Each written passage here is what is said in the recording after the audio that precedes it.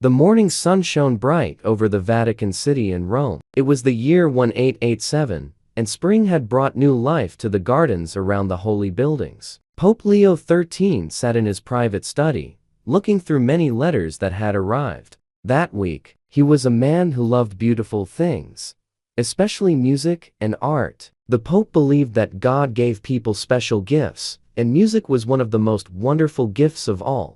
Pope Leo XIII had heard many stories about a famous piano player named Giuseppe Martucci. People all over Italy and Europe talked about how amazing this man could play the piano. They said his fingers moved like magic across the keys. They said he could make people cry with his beautiful music. They said he was the best piano player in all of Europe. The Pope wanted to hear this wonderful music for himself.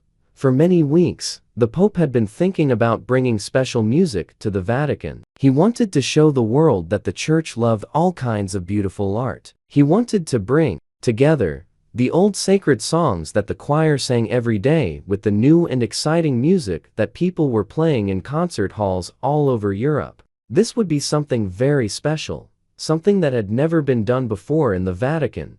The Pope called for his secretary, Cardinal Rampolla. Cardinal Rampolla was a thin man with kind eyes who had worked with the Pope for many years. He always helped the Pope with important decisions and arrangements. When Cardinal Rampolla came into the study, the Pope smiled and pointed to a chair next to his desk. "My dear Cardinal," the Pope said in a gentle voice, "I have been thinking about something very important. I want to invite Maestro Giuseppe Martucci to come and play music here in our sacred halls. I have heard that his talent is a gift from God himself. I think it would be wonderful for our choir and for all the people who work here to hear such beautiful music." Cardinal Rampolla looked surprised. It was not common for the Vatican to invite musicians from outside to perform in the holy buildings. Most of the time, only the Vatican choir sang during special events and ceremonies. But Cardinal Rampolla knew that Pope Leo XIII was a wise man who thought carefully about everything he did. "Your Holiness," Cardinal Rampolla said slowly, "this would indeed be very special. Maestro Martucci is famous all over Europe. Many rich and important people pay lots of money just to hear him play. Do you think he will come to the Vatican?" Pope Leo XIII smiled again. "I believe that any man who has been given such a wonderful gift from God would be honored to share that gift in God's house. We will invite him with great respect and kindness. We will show him that the Church values beautiful music and the people who create it." The Pope asked Cardinal Rampolla to write a special letter to Maestro Martucci. The letter would invite him to come to the Vatican and perform a concert in the beautiful Sistine Chapel. This was the same place where the greatest artists in history had painted on the walls and ceiling. It was the same place where the cardinals met to choose new popes. It would be a great honor for any musician to play music in such a holy and important place. While Cardinal Rampolla wrote the letter, Pope Leo XIII went to visit the Vatican choir. The choir was led by a man named Giovanni Palestrina, JRB. His family had been making music for the Church for many, many years. His great-grandfather was one of the most famous composers of sacred music who ever lived. Giovanni JRB was very proud of his family name and worked hard to keep the traditions of church music alive. When Pope Leo XIII found Giovanni JRB, the choirmaster was working with the singers in their practice room. The room was filled with the sound of many voices singing together in perfect harmony. The Pope stood quietly in the doorway and listened to the beautiful music. When the song ended, Giovanni JRB saw the Pope and quickly came over to greet him.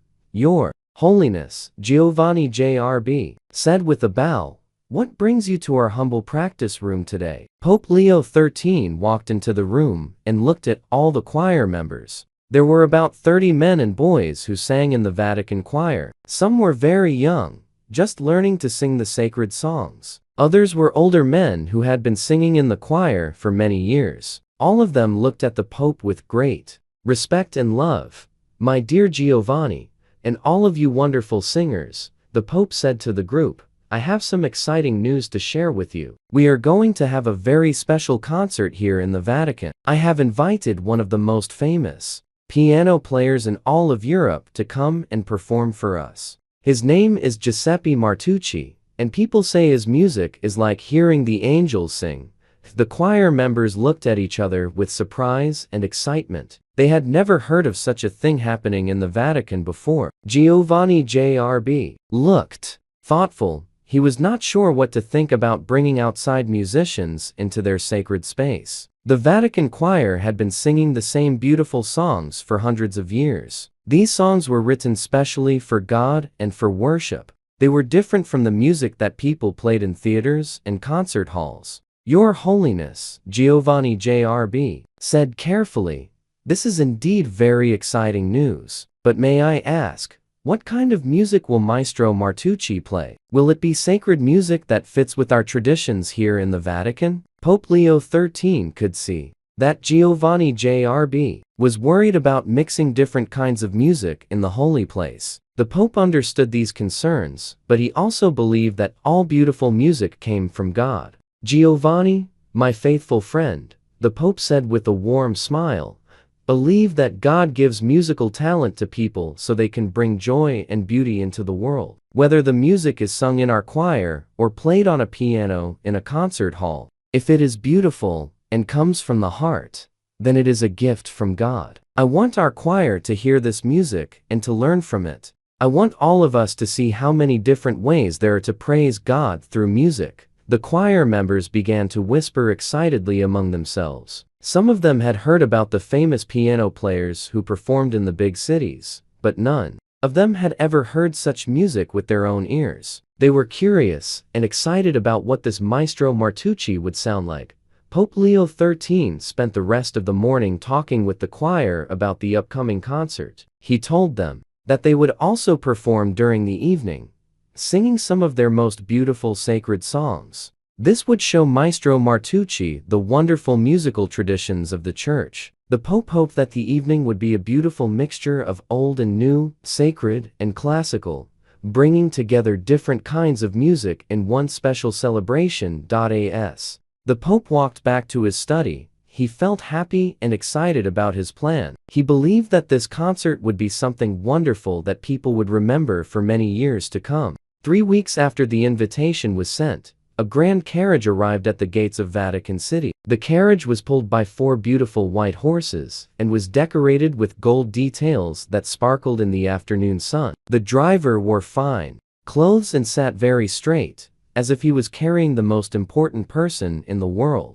Behind this carriage came 2 more carriages, also very fancy, carrying luggage and several people who worked for the famous guest. Giuseppe Martucci stepped out of the first carriage like a king getting out of his royal transport. He was a tall man with dark hair that was perfectly styled. His clothes were made of the finest materials and cost more money than most people earned in a whole year. He wore a long black coat with a fur collar, even though the weather was warm. On his hands were expensive gloves, and he carried a walking stick with a gold handle. Even though he was still a young man who did not need help walking, behind Martucci came his personal assistant, a nervous man named Paolo who carried a large leather bag and several music books. Paolo looked worried and kept checking his pocket watch. Then came Martucci's personal servant, who was responsible for taking care of the maestro's clothes and making sure everything was perfect for him. Last came a man who was responsible for taking care of Martucci's precious piano, which had been brought in a special cart with thick blankets to protect it. The Vatican guards who met them at the gate were dressed in their traditional colorful uniforms. They had been told to expect this important guest and to treat him with great respect. But as they tried to welcome Martucci, they noticed something strange about his behavior. Instead of being grateful or excited to be visiting the Holy Vatican, Martucci seemed bored and unimpressed. Finally, Martucci said in a loud voice, as he looked around at the ancient buildings, "I suppose this place will have to do. I hope the piano you have here is good enough for my performance. I am used to playing on the finest instruments in Europe. I cannot work with anything less than perfect."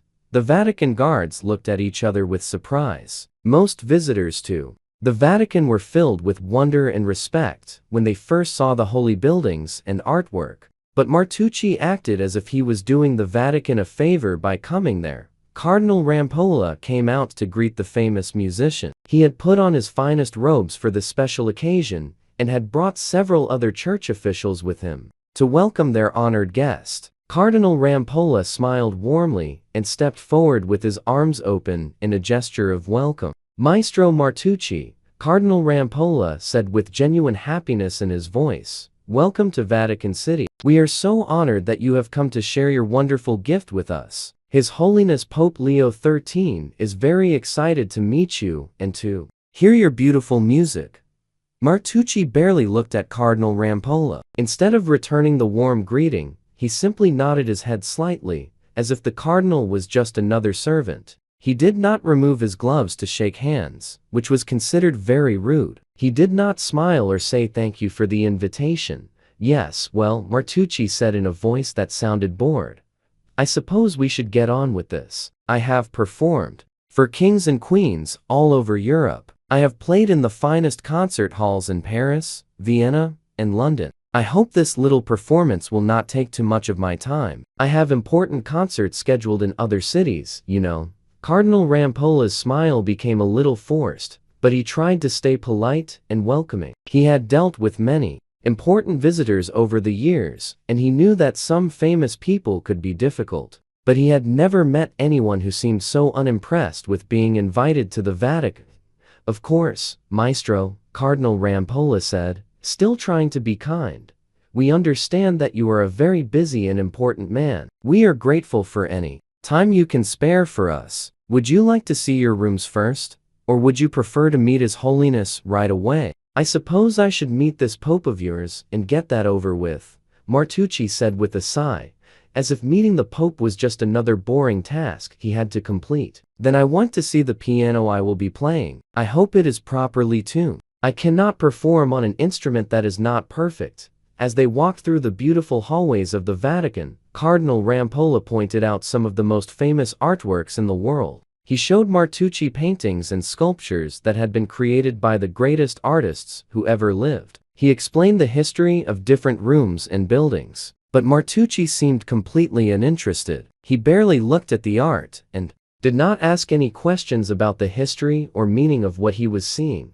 Other church officials who saw them walking through the halls were shocked by Martucci's behavior. They had expected to meet a great artist who would appreciate the beauty and holiness of the Vatican. Instead, they saw a man who acted as if everything around him was not good enough for his attention. When they reached the Pope's private meeting room, Cardinal Rampolla asked Martucci to wait for a moment while he announced their arrival. But Martucci did not wait quietly. Instead, he began to complain loudly about everything he had seen so far. "This place is so old and dusty," Martucci said to his assistant Paolo. "The decorations are completely out of style, and the acoustics in these old stone rooms will be terrible for music. I don't know why I agreed to come to this place. The concert halls in Paris are so much more sophisticated and modern." Paolo looked very uncomfortable. He could see that the Vatican officials who were nearby could hear everything his master was saying. He tried to quietly suggest that Martucci should speak more softly, but the famous pianist ignored him. "And another thing," Martucci continued in his loud voice, "I hope this Pope person doesn't expect me to play any of that old church music. That stuff is so boring and simple. Anyone can play those basic melodies. My audiences expect to hear real music, complex and challenging pieces that show true artistic skill." When Cardinal Rampolla came back to get Martucci, he could tell that something was wrong from the uncomfortable expressions on everyone's faces. But he continued to be polite and led Martucci into the Pope's meeting room.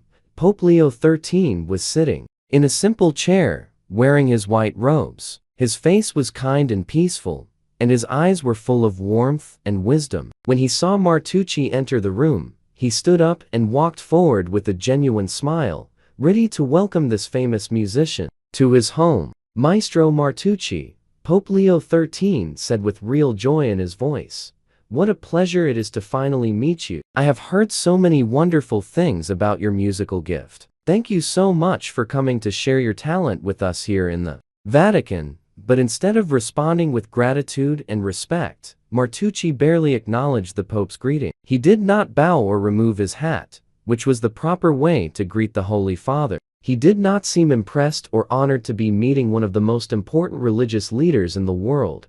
"Yes, hello," Martucci said in a flat voice, as if he was greeting someone unimportant. "I hope this won't take too long. I have other commitments, you know."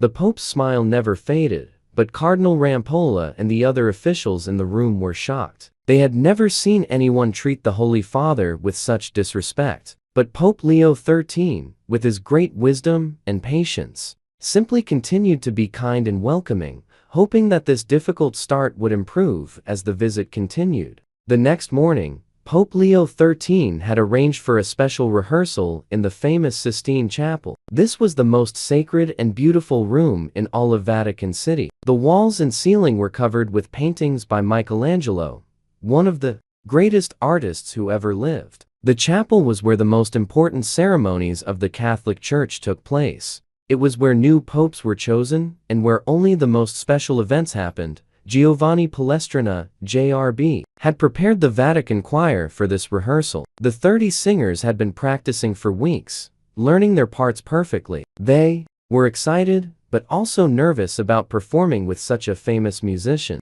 They had chosen some of their most beautiful sacred songs to sing, pieces that had been sung in the Vatican for hundreds of years. When Martucci entered the Sistine Chapel, everyone expected him to be amazed by the incredible beauty around him. The morning light was coming through the windows and making the painted figures on the ceiling seem alive. The colors were so bright and beautiful that most people who saw them for the first time could not speak for several minutes, but Martucci barely looked up at the famous paintings. Instead, he walked straight to the piano that had been placed in the center of the chapel. It was a beautiful instrument, carefully tuned and polished until it gleamed like a jewel. But Martucci immediately began to complain about it. "This piano is acceptable, I suppose," he said in a voice loud enough for everyone to hear, "though it is not nearly as fine as the instruments I usually play. The sound will be muddy in this old stone room. Really, you should have modern concert halls if you want to hear proper music." Giovanni JRB felt his face turn red with embarrassment and anger. The Sistine Chapel was the most holy and beautiful place he knew. The acoustics were actually perfect for music, and many of the greatest composers in history had written music specifically for this room. But he tried to stay calm and polite. "Maestro," Giovanni JRB said carefully, "we are honored to have you here. Perhaps we could begin with the choir singing one of our traditional pieces, and then you could play something for us?" Martucci waved his hand as if shooing away a fly. "Fine, fine," he said. "Let's get this over with. But please, nothing too long or boring. I don't have all day to listen to simple church songs." The choir members looked at each other with hurt feelings. These were not simple songs to them. These were sacred pieces that had taken years to learn and perfect. Each song had deep meaning and was connected to their faith and their history. Giovanni JRB raised his hands, and the choir began to sing one of their most beloved hymns. Their voices rose together in perfect harmony, filling the chapel with pure and beautiful sound. The Latin words echoed off the painted walls, and the music seemed to touch something deep in the soul of everyone who heard it. This was music that had comforted and inspired people for centuries. But instead of being moved by the beauty of what he was hearing, Martucci stood with his arms crossed and a bored expression on his face. He looked at his pocket watch several times, and even yawned during the most beautiful part of the song. When the choir finished, there was a moment of perfect silence in the chapel. Usually, this was a time when people felt the presence of God and the power of sacred music. But Martucci broke the silence with a sound that shocked everyone. He clapped his hands slowly, as if he was being sarcastic. "Very nice," he said in a voice that clearly meant the opposite. "Very traditional. I can see that you people are still living in the past." Giovanni JRB felt his heart sink. He had put so much love and effort into preparing the choir, and they had sung beautifully. But this famous musician was treating their sacred music like it was worthless. Pope Leo XIII, who had been standing quietly in the back of the chapel, stepped forward. His face was calm and peaceful, as always, but those who knew him well could see concern in his eyes. "Maestro Martucci," the Pope said gently, that was indeed beautiful music. Our choir has worked very hard to preserve these sacred traditions. Perhaps, when you perform tomorrow evening, you might consider including 1 or 2 traditional hymns, along with your classical pieces. It would create a wonderful bridge between the old and the new." What happened next shocked everyone in the chapel. Instead of responding with respect to the Pope's gentle suggestion, Martucci laughed. It was not a kind laugh or a happy laugh. It was a mean laugh that made everyone feel uncomfortable. "Your Holiness," Martucci said, and the way he said, "Your Holiness," made it sound like he was making fun of the Pope's title.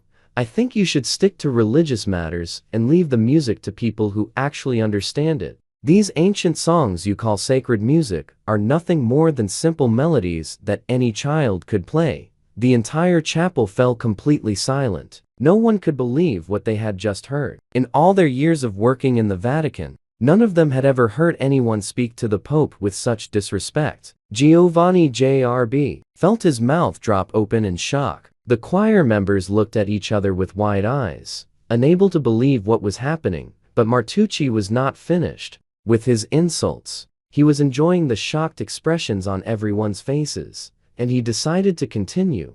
"Really," he said, walking around the piano as if he owned the chapel, "this whole place is like a museum of old, outdated ideas. Your church music is just noise compared to the sophisticated compositions that real musicians play in real concert halls. These simple songs might have been impressive hundreds of years ago, but music has evolved far beyond such primitive sounds." He pointed at the choir members as if they were children who didn't understand anything. Any one of these singers could learn to sing properly if they studied real music, instead of these boring old hymns. They have no idea what true musical artistry looks like. Giovanni J.R.B. could not stay quiet any longer. His whole life had been dedicated to preserving and performing sacred music. His family had served the church through music for generations. These traditions were not primitive or simple. They were deep and meaningful and beautiful. "Maestro," Giovanni J.R.B. said, his voice shaking with emotion, "these sacred songs have inspired millions of people for centuries. They have brought comfort to those who are sad, hope to those who are afraid, and joy to those who celebrate. This music is not about showing off technical skill. It is about touching people's hearts and souls." Martucci laughed again, even louder this time. "Hearts and souls?" he said mockingly. "Music is about technical excellence and artistic achievement. It is about pushing the boundaries of what is possible and creating something that shows true genius. Your little church songs are just simple tunes that anyone can hum."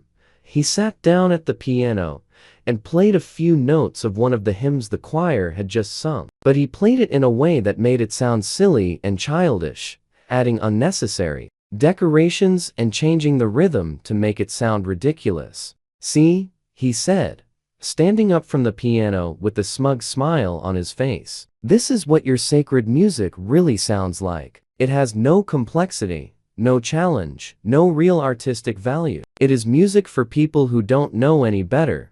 Pope Leo XIII had been listening to all of this with incredible patience. His face remained calm, but everyone in the chapel could feel the tension in the air. Never before had anyone dared to mock the sacred traditions of the Church in such a way, especially not in the holiest place in the Vatican. The choir members were close to tears. Some of them had been singing in the Vatican choir for their entire adult lives. This music was not just their job, it was their calling, their way of serving God and bringing beauty into the world. To hear it mocked and dismissed so cruelly was heartbreaking. Even Cardinal Rampolla, who had been trying so hard to be a good host, looked upset and angry. He had invited this man to the Vatican as an honored guest, and this was how Martucci repaid their hospitality. The silence in the Sistine Chapel felt heavy and uncomfortable after Martucci's cruel words. Everyone was waiting to see how Pope Leo XIII would respond to such terrible disrespect. Cardinal Rampolla was ready to ask the guards to remove Martucci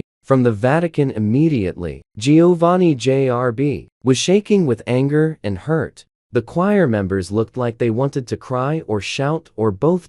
In all the history of the Vatican, No one could remember anyone speaking so rudely to a pope, especially not in the sacred Sistine Chapel. Some of the older priests who were present had served in the Vatican for 40 or 50 years, and they had never witnessed anything like this. They expected Pope Leo XIII to become angry, or to have Martucci thrown out, or at least to defend the sacred traditions that Martucci had just insulted so badly. But Pope Leo XIII surprised everyone with his reaction. Instead of showing anger or hurt, the Pope's face remained completely peaceful. He looked at Martucci with the same kind and gentle expression he always wore. There was no anger in his eyes, no frustration on his face. If anything, he looked at the rude pianist with something that seemed almost like sadness, the way a father might look at a child who was misbehaving because he didn't know any better. Pope Leo XIII walked slowly across the chapel floor until he was standing directly in front of Martucci. The famous pianist stood with his arms crossed and a proud smile on his face, clearly expecting the Pope to argue with him or to admit that he was right about church music being simple and outdated. "Maestro Martucci," Pope Leo XIII said in a voice that was so calm and gentle that it made everyone in the chapel hold their breath, "Your talent is indeed remarkable. I can see that God has given you an extraordinary gift for music. Your technical skill must be truly amazing if people all over Europe come to hear you play." Martucci's proud smile grew even bigger. He thought the Pope was agreeing with him and admitting that he was superior to everyone else in the chapel. He nodded his head as if to say, "Finally, someone who understands how talented I am." But Pope Leo XIII was not finished speaking. He continued in the same gentle voice, "I have a request to make of you, Maestro. After your performance tomorrow evening, would you honor us by staying for a simple meal? Just some bread, wine, and simple food, nothing fancy. And perhaps we could have a quiet conversation afterward? I believe there are things we might both learn from each other." Everyone in the chapel was shocked by this invitation. After the way Martucci had insulted the Pope, the choir, and the sacred traditions of the Church, how could the Holy Father still be treating him as an honored guest? Cardinal Rampolla looked confused and worried. He thought the Pope should be angry, not inviting this rude man to dinner. Giovanni JRB felt his heart sink even further. He couldn't understand why the Pope was being so kind to someone who had been so cruel. The choir members whispered quietly to each other, trying to understand what was happening. Martucci, however, completely misunderstood the Pope's kindness. He thought the Pope was being friendly because he was impressed by Martucci's superior knowledge about music. He thought the Pope wanted to learn from him and maybe get his advice about improving the Vatican's outdated musical traditions. "Well," Martucci said with an even more arrogant tone than before, "I suppose I could spare some time to educate you about real music. It might be good for you to learn something about what true artistic excellence looks like. Maybe I can help you understand why modern music is so much better than these old songs you seem to value so much." The way Martucci said, "educate you," made it sound like he thought the Pope was just an ignorant old man who needed to be taught by someone smarter. He acted as if he was doing the Pope a great favor by agreeing to stay for dinner. Pope Leo XIII just nodded and smiled. "Thank you, Maestro. That is very kind of you. I look forward to our conversation." Cardinal Rampolla couldn't stay quiet any longer. After Martucci had left the chapel to go prepare for his performance, Cardinal Rampolla approached Pope Leo XIII with a worried expression. "Your Holiness," Cardinal Rampolla said quietly, "I don't understand. This man has been incredibly rude to you and to our sacred traditions. He has insulted our choir and mocked our holy music. Why are you still treating him as an honored guest? Why did you invite him to stay for dinner?" Pope Leo XIII looked at his faithful cardinal with wise and loving eyes. "My dear cardinal," he said, "what do you think would happen if I responded to his rudeness with anger? What if I shouted at him or had him thrown out of the Vatican?" Cardinal Rampolla thought about this for a moment. "Well," he said, "he would probably leave thinking that he was right all along. He would go back to his concerts telling everyone that the Church is full of angry, close-minded people who can't handle hearing the truth about their outdated traditions." "Exactly," Pope Leo XIII said with a gentle smile. "And what would he learn from that experience? Nothing. He would just become more convinced that he is superior to everyone else. But sometimes, my friend, the most powerful response to cruelty is unexpected kindness. Sometimes the best way to teach someone is not to argue with them, but to show them something they don't expect to see. Giovanni JRB had been listening to this conversation, and he stepped forward with confusion and hurt, still clear on his face. "But Your Holiness," he said, "he called our sacred music primitive and worthless. He made fun of traditions that have been sacred to the Church for centuries. How can you just ignore such insults?" Pope Leo XIII put his hand gently on Giovanni JRB's shoulder. "My faithful friend," he said, "I am not ignoring his insults. I hear them clearly, and I know how much they hurt you and the choir. But I also see something else in Maestro Martucci. I see a man who has become so focused on his own talent that he has forgotten why God gave him that talent in the first place." The Pope walked over to the piano where Martucci had been standing just a few minutes before. He placed his hands gently on the keys, but did not play anything. "Music," Pope Leo XIII said thoughtfully, "one of God's greatest gifts to humanity. It can bring people together, comfort those who are suffering, and lift our hearts toward heaven. But when someone uses their musical gift only to prove that they are better than others, they miss the real purpose of music entirely."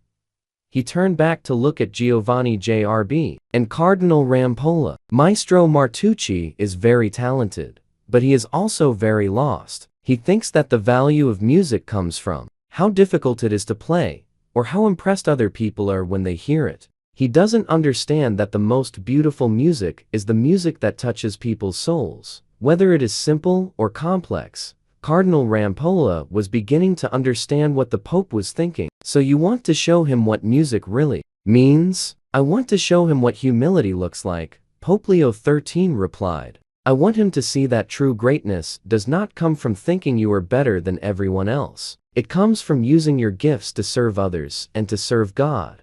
The Pope looked around the beautiful Sistine Chapel, at the painted ceiling, and the sacred space where so many important moments in church history had taken place. "Tomorrow evening," he said, "after Maestro Martucci performs his technical masterpieces, I will show him something he has never seen before. I will show him what it looks like when someone uses their gifts not for their own glory, but for the glory of God and the good of others." Giovanni JRB was still confused, but he trusted Pope Leo XIII completely. The Pope was known for his wisdom and his ability to see into people's hearts in ways that others could not. "What will you do, Your Holiness?" Giovanni JRB asked. Pope Leo XIII smiled mysteriously. "Sometimes," he said, "the best way to teach someone about humility is to show them what true humility looks like. Maestro Martucci expects us to be impressed by his talent and to admit that he is superior to us. Instead,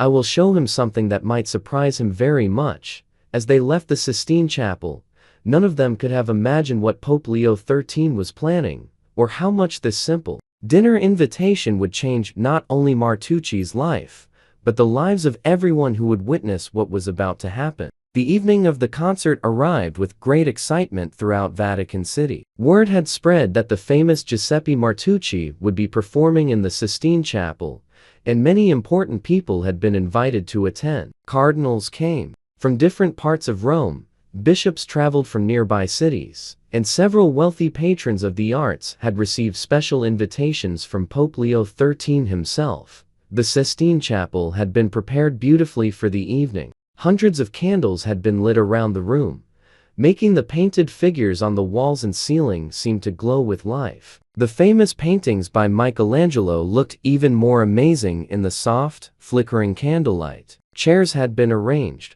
in perfect rows facing the grand piano, which had been polished until it shone like a mirror. As the guests began to arrive, there was a feeling of anticipation and curiosity in the air. Many of these people had heard stories about Martucci's incredible talent, but few of them had ever heard him play in person. They were excited to experience what everyone said was some of the most beautiful piano music in all of Europe. Pope Leo XIII entered the chapel wearing his finest white robes. He moved slowly through the crowd, greeting each guest personally and making sure everyone felt welcome. His face was peaceful and kind, as always, but those who knew him well could see something thoughtful in his eyes, as if he was thinking about something important that was going to happen. Giovanni Jr.B. and the Vatican choir were also present, wearing their best robes for the special occasion. They had practiced their own pieces for weeks and would be performing several sacred songs before and after Martucci's piano performance. But Giovanni Jr.B. still felt hurt and confused about what had happened during the rehearsal the day before. He couldn't forget how Martucci had mocked their sacred music and made fun of traditions that meant everything to him. When Martucci finally entered the chapel, he looked like a king arriving at his own coronation. He wore an expensive black suit, with a silk vest and a perfectly tied bow tie. His hair was styled perfectly, and he carried himself with the confidence of someone who knew that all eyes were on him. Behind him came his nervous assistant Paolo, carrying the special music books and making sure everything was ready for the performance. Martucci walked slowly through the crowd, enjoying the way people whispered and pointed at him. He loved being the center of attention, and he could see the admiration in people's faces as they recognized the famous pianist they had heard so much about. Several guests tried to approach him to introduce themselves, but Martucci barely acknowledged them. He was saving all his attention for his performance, when he would show everyone just how talented he really was. When it was time for the concert to begin, Pope Leo XIII stood up and addressed the crowd. "My dear friends," he said in his gentle voice that somehow carried to every corner of the chapel, "tonight, we have the great honor of hearing music performed by one of Europe's most gifted pianists, Maestro Giuseppe Martucci. We also will hear our own beloved Vatican choir perform some of our most treasured sacred music. I hope this evening will be a celebration of the many different ways that music can touch our hearts and lift our spirits." The audience applauded politely, and Giovanni Jr.B. led the choir in their opening piece. The 30 voices rose together, in perfect harmony, singing a beautiful Latin hymn that had been sung in the Vatican for over 300 years. Their voices echoed off the painted walls of the chapel, creating a sound that seemed to come from heaven itself. Many of the guests closed their eyes and felt the sacred music wash over them like a blessing. When the choir finished, there was a moment of reverent silence, followed by warm and genuine applause. The audience could feel that they had just heard something special, something that connected them to centuries of faith and tradition. Then it was time for Martucci's performance. He walked to the piano with supreme confidence, bowed slightly to the audience, and sat down at the bench. He placed his hands over the keys for a moment, enjoying the complete attention of everyone in the room. Then he began to play. From the very first notes, it was clear that Martucci was indeed an extraordinary pianist. His fingers moved across the keys with incredible speed and precision. He played complex pieces by famous composers like Chopin and Liszt, music that required years of practice and study to master. Every note was perfectly placed. Every phrase was technically flawless, and every passage showed off his amazing skill. The audience was impressed by what they were hearing. The music was complex and sophisticated, full of dramatic flourishes and challenging technical sections that only the most skilled pianists could perform. Martucci played fast scales that sounded like waterfalls of notes and powerful chords that filled the entire chapel with sound. His hands moved so quickly that they almost seemed to blur as they danced across the keyboard. For nearly an hour, Martucci performed piece after piece, each one more technically impressive than the last. He played his own compositions, which were full of complicated rhythms and unusual harmonies that showed off his knowledge of modern musical styles. He played famous pieces that everyone recognized, but he added his own special decorations and changes to make them sound even more difficult and impressive. But as the performance continued, something strange began to happen in the audience. While everyone could see that Martucci was incredibly skilled, there was something missing from his playing. The music was technically perfect, but it felt cold and empty. It was like watching a beautiful machine work perfectly, but without any human feeling or emotion. Pope Leo XIII sat in the front row, listening carefully to every note. His face showed appreciation for Martucci's technical skill, but his eyes looked thoughtful and a little sad. He could hear the perfection in the playing, but he could also hear what was missing. The music had no soul, no heart, no connection to anything deeper than the pianist's own pride in his abilities. Giovanni Jr.B. and the choir members had similar feelings as they listened. They could not deny that Martucci was an amazing pianist, but his music did not move them the way their sacred songs did. It impressed their minds, but it did not touch their hearts. The music seemed to be all about showing off how clever and skilled the pianist was, rather than about sharing something beautiful with the audience. Some of the guests began to shift uncomfortably in their seats. The music was undeniably impressive, but it was also somewhat exhausting to listen to. Every piece seemed to be trying to prove something, to demonstrate that the pianist was better and more skilled than anyone else. There was no gentleness, no moments of quiet beauty, no invitation for the listeners to feel anything other than amazement at the performer's technical abilities. When Martucci finally finished his last piece, he stood up from the piano bench and took a deep bow. The audience applauded, because they knew they had just heard something that very few people in the world could perform. But the applause was polite rather than enthusiastic. It was the kind of applause people give when they are impressed, but not deeply moved. Martucci, however, interpreted the applause as proof of his superiority. He smiled proudly and bowed again, clearly pleased with his performance. He looked around the audience as if to say, "See, I told you I was the best pianist you would ever hear." Pope Leo XIII stood up and walked over to Martucci. "Maestro," he said with genuine appreciation, "that was indeed a remarkable display of musical skill. Your technical ability is truly extraordinary. Thank you for sharing your gift with us." Martucci beamed with pride. "Thank you, Your Holiness," he said, though his tone suggested that he felt the praise was only what he deserved. "I hope this has shown everyone here what real music sounds like. I hope your choir learned something about what true musical excellence looks like." Pope Leo XIII smiled mysteriously. "Indeed," he said, "I think we all learned something tonight. And now, as promised, would you join me for that simple meal I mentioned? I believe our conversation will be very interesting." Martucci agreed eagerly, thinking that the Pope wanted to discuss how impressed he was with the performance, and perhaps ask for advice about improving the Vatican's musical traditions. He had no idea that Pope Leo XIII had something very different planned for the rest of the evening, something that would challenge everything Martucci believed about music, talent, and what it truly meant to be great. After the concert ended and the guests had left the Sistine Chapel, Pope Leo XIII led Martucci and several members of the Vatican choir to a small, simple dining room that was far away from the grand halls where important visitors usually ate. This room was plain and modest, with white stone walls, a simple wooden table, and basic wooden chairs. There were no fancy decorations,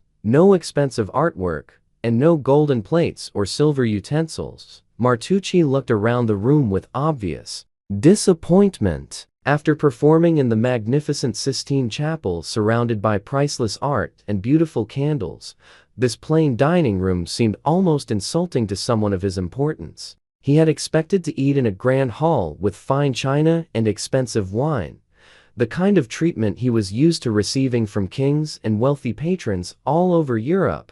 "Is this where we're eating?" Martucci asked, not trying to hide his displeasure. "I was expecting something a bit more appropriate for someone of my stature. Surely the Vatican has more elegant dining rooms than this?" Pope Leo XIII smiled gently as he took his seat at the simple wooden table. "This is one of my favorite rooms in the entire Vatican," he said warmly. "Sometimes the most meaningful conversations happen in the simplest places. I think you'll find that good company makes any meal special, regardless of the surroundings." The Pope had personally prepared the meal, which surprised everyone. Usually, the Vatican cooks prepared all the food for important guests, but Pope Leo XIII had insisted on doing this himself. He brought out simple wooden bowls filled with plain bread, basic cheese, some fruit, and a pitcher of ordinary wine. The food was fresh and good, but it was the kind of simple meal that ordinary people ate every day. Nothing fancy or expensive. Martucci looked at the humble food with disgust. He was used to elaborate meals with many courses, exotic dishes, and the finest wines money could buy. The simple bread and cheese seemed like peasant food to him, not appropriate for someone as important and sophisticated as he considered himself to be. "This is it," Martucci said rudely, looking at the bread as if it might be spoiled. "I'm sorry, Your Holiness, but I'm accustomed to finer dining. Perhaps your kitchen staff could prepare something more suitable?" Pope Leo XIII continued to smile patiently as he broke the bread and offered some to each person at the table. "Maestro," he said kindly, "this bread was baked fresh this morning by Brother Antonio, who has been making bread for the Vatican for 30 years. This cheese comes from farms just outside Rome, and the wine is from grapes that grow in the Vatican's own vineyards. Simple food, perhaps, but made with love and care."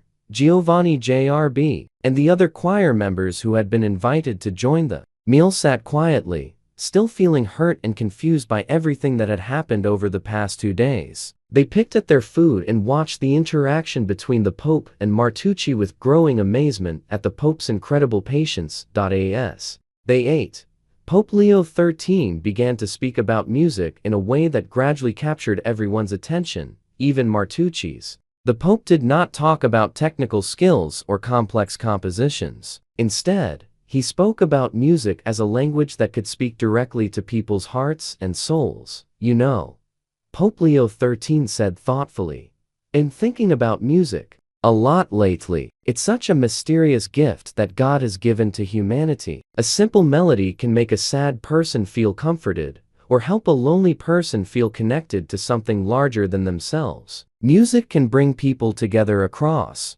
all kinds of differences: language, culture, social class, education. It's almost like a universal language that everyone can understand, even if they can't read or write." Martucci was listening, but he still seemed skeptical. "That's a very romantic way to think about music," he said dismissively, "but real music is about artistic achievement and technical mastery. It's about pushing the boundaries of what's possible and creating something that demonstrates true genius."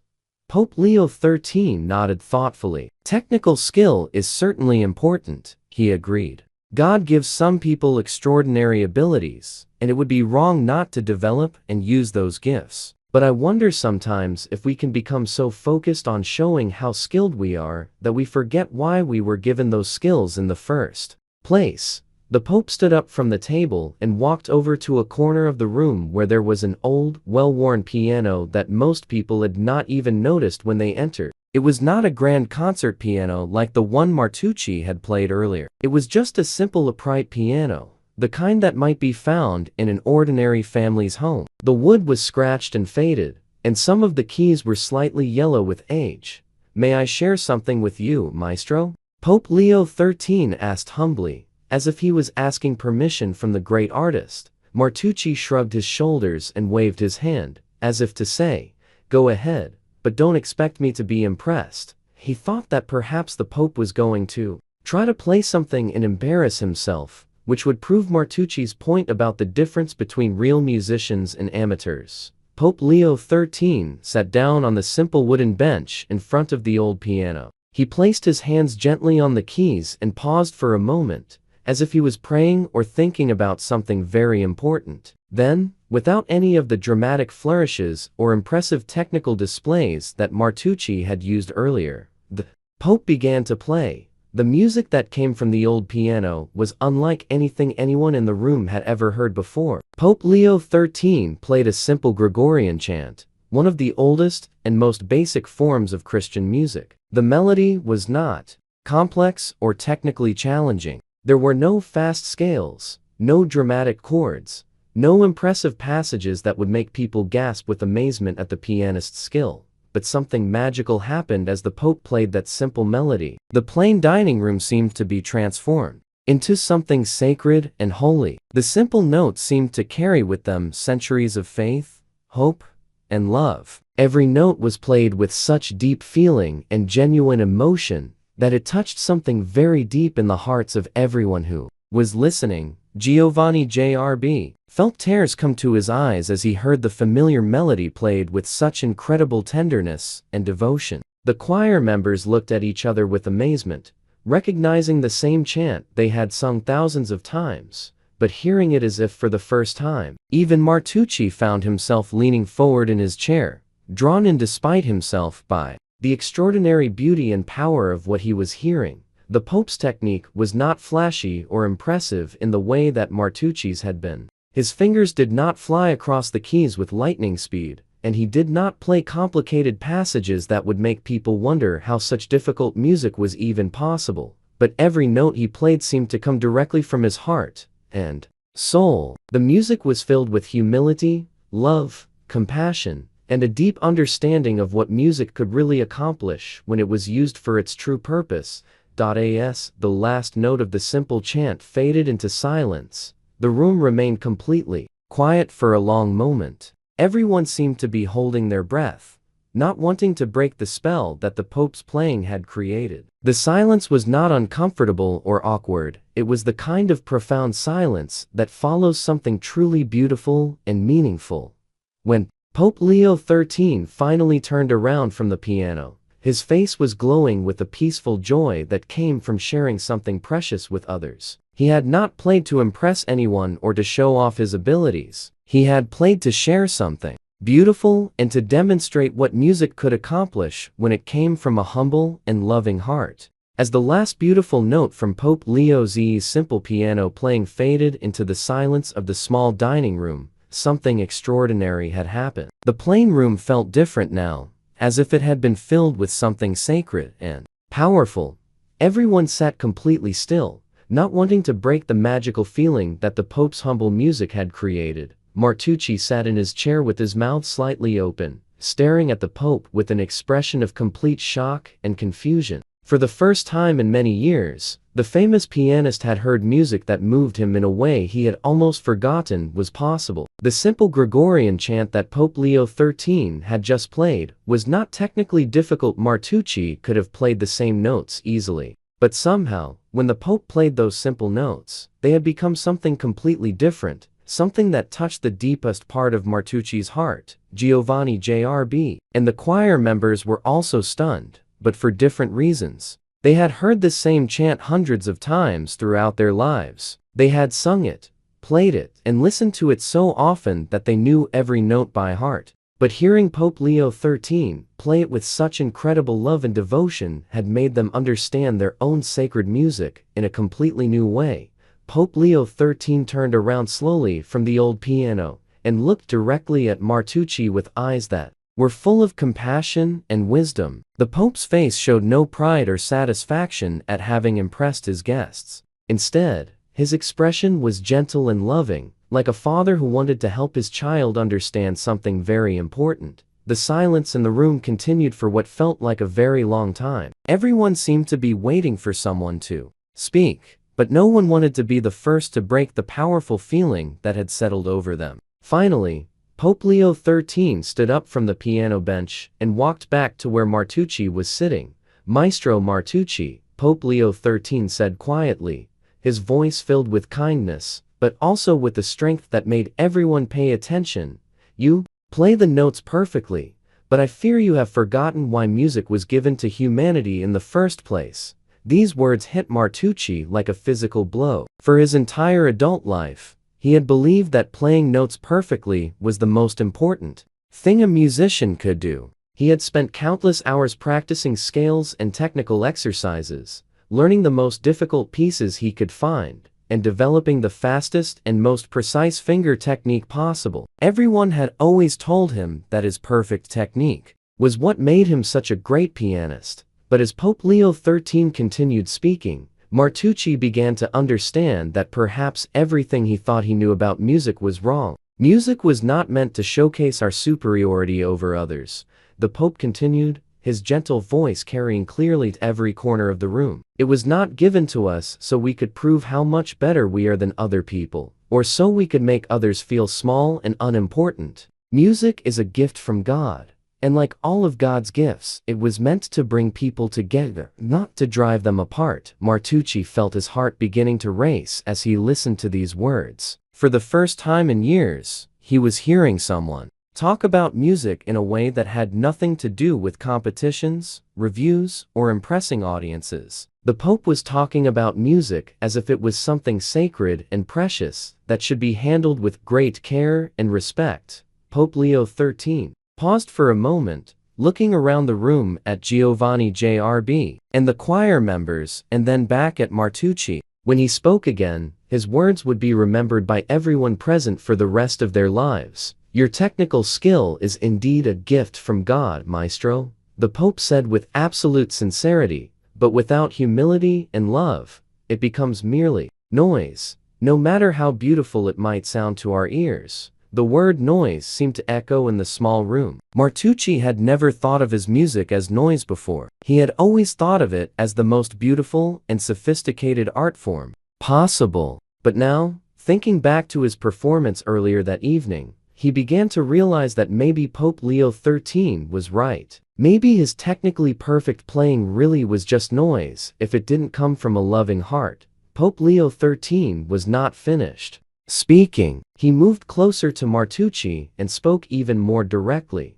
"True mastery," the Pope said, looking straight into Martucci's eyes, "is not in proving that we are better than others. True mastery is in using our gifts to lift others up, to bring them joy and comfort and hope. The simplest hymn sung with genuine faith and love touches heaven more surely than the most complex sonata played with pride and arrogance." These words shocked everyone in the room, including the choir members who had been feeling so hurt and discouraged by Martucci's earlier insults. Pope Leo XIII was saying that their simple sacred music, which Martucci had called primitive and worthless, was actually more valuable in God's eyes than all of Martucci's technical brilliance. But the Pope was still not finished. He had more to say that would change Martucci's understanding of music forever. "When you play music, Maestro, people should not walk away thinking about how skilled you are. They should walk away feeling that they have been touched by something beautiful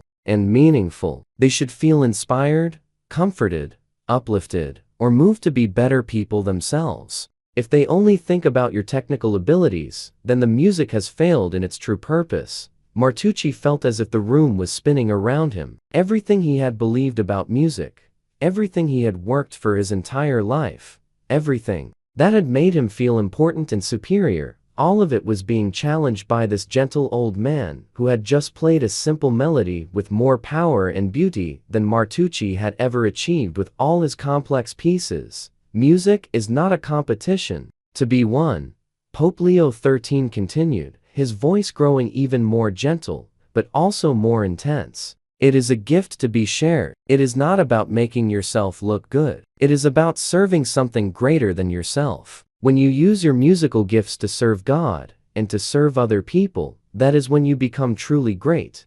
The Pope moved even closer to Martucci and spoke his final, most powerful words. "You have been blessed with extraordinary talent, but talent without humility is like a beautiful flower that has no fragrance. It may look impressive from a distance, but it brings no real joy or beauty into the world. The question you must ask yourself, Maestro, is not, how can I impress people with my abilities, but rather, how can I use my abilities to serve God and bring happiness to others?" As Pope Leo XIII finished speaking, the room fell into complete silence once again. But this time, the silence was different. It was heavy with the weight of truth that had just been spoken. Martucci sat perfectly still, staring at the Pope with tears beginning to form in his eyes. For the first time in many years, Giuseppe Martucci was beginning to understand that being a great musician had nothing to do with being better than other people. It had everything to do with using your gifts to make the world a more beautiful and loving place. And for the first time in his adult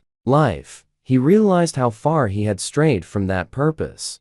As Pope Leo X's final words about humility and service echoed through the small dining room, something remarkable began to happen to Giuseppe Martucci. The proud, arrogant expression that had been on his face for the past 2 days started to crumble. His confident posture slumped, and his hands began to shake slightly. The tears that had been forming in his eyes now began to flow freely down his cheeks. For several long moments, Martucci sat in complete silence, staring down at his hands, the same hands that had played such technically perfect music just a few hours earlier. But now, instead of being proud of those hands and what they could do, he felt ashamed. He realized that he had been using his God-given talent not to bring beauty and joy into the world, but to make himself feel superior to everyone else. Suddenly, without any warning, Martucci stood up from his chair so quickly that it nearly fell over behind him. Everyone in the room was startled by the sudden movement, but what happened next shocked them even more.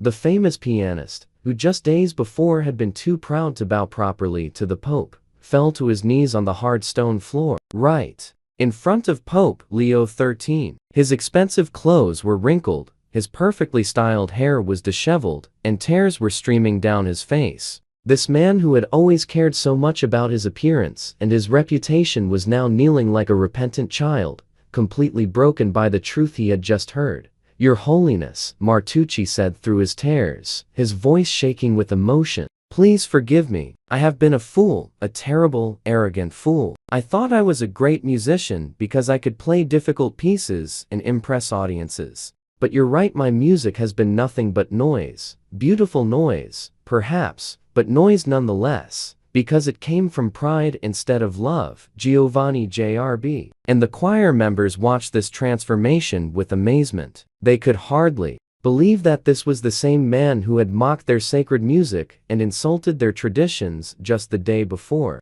The change in Martucci was so complete and so genuine that they found themselves feeling sorry for him instead of angry at him. "I have wasted so many years," Martucci continued, still on his knees, still crying. "I have traveled all over Europe, playing concerts, and people have applauded and called me a master.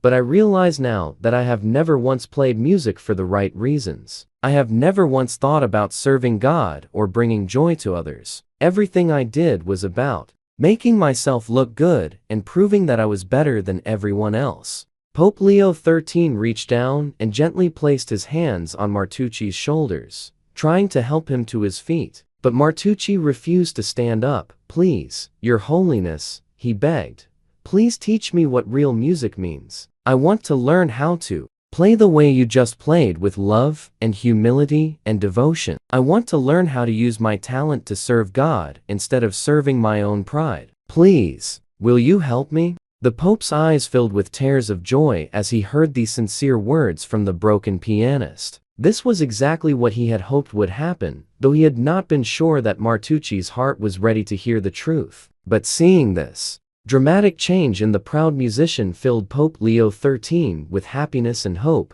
"Of course, I will help you, my son," the Pope said gently, finally convincing Martucci to stand up. "But you must understand that learning to play with humility and love is much more difficult than learning to play with technical perfection. It requires changing not just how you move your fingers, but how you think about music and about yourself." Giovanni JRB, who had been so hurt and angry by Martucci's earlier behavior, found himself deeply moved by this genuine repentance. He stepped forward and, to everyone's surprise, offered his hand to Martucci in friendship. "Maestro," Giovanni JRB said kindly, "we would be honored to help you learn about sacred music and about playing for the glory of God instead of for personal glory. Our choir has been singing these songs for centuries, and we would be happy to share what we know with you." Martucci took Giovanni JRB's hand gratefully, still crying with relief and joy at being forgiven and accepted by the people he had treated so badly.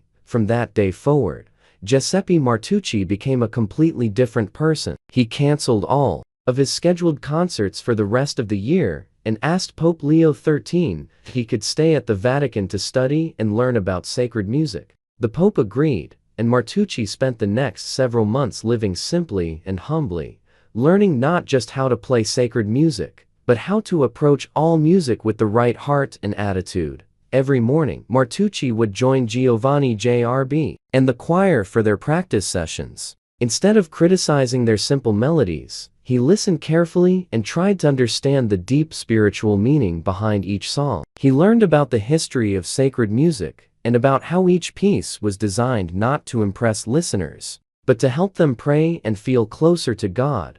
Most importantly, Martucci learned how to play the piano with humility. Pope Leo XIII spent many hours with him, teaching him that the most important part of playing music was not the speed of his fingers or the complexity of the pieces he chose, but the love and devotion he put into every single note. When Martucci finally returned to performing concerts, people immediately noticed that something had changed. His technical skill was still extraordinary, but now his music had something it had never had before: soul. When people heard him play, they didn't just think about how skilled he was. They felt moved, inspired, comforted, and uplifted. His concerts became spiritual experiences that touched people's hearts in ways that went far beyond mere entertainment. Martucci began to include sacred music in all of his performances. He would often end his concerts by playing simple hymns or Gregorian chants, the same kind of music he had once mocked. But when he played these simple melodies with love and humility, audiences were often moved to tears by their beauty and power. The story of Martucci's transformation spread throughout Europe and beyond. Many other musicians heard about what had happened at the Vatican and began to think differently about their own approach to music. Music teachers started telling their students about the importance of playing with humility and love, not just technical perfection. Years later, when Martucci had become one of the most beloved musicians in Europe, he would often tell the story of his encounter with Pope Leo XIII. He would describe how a simple meal and a few gentle words from a wise and humble pope had changed his entire understanding of what it meant to be a musician. "I thought I was great because I could play difficult music," Martucci would say to young musicians who came to study with him. "But I learned that day that true greatness has nothing to do with being better than other people. True greatness comes from using whatever gifts God has given you to serve others and to make the world a more beautiful place." Pope Leo XIII lived for many more years after that memorable evening, and he always remembered it as one of his favorite moments during his time as Pope. He had shown that sometimes the best way to change someone's heart is not through argument or force, but through unexpected kindness and the gentle power of truth spoken in love.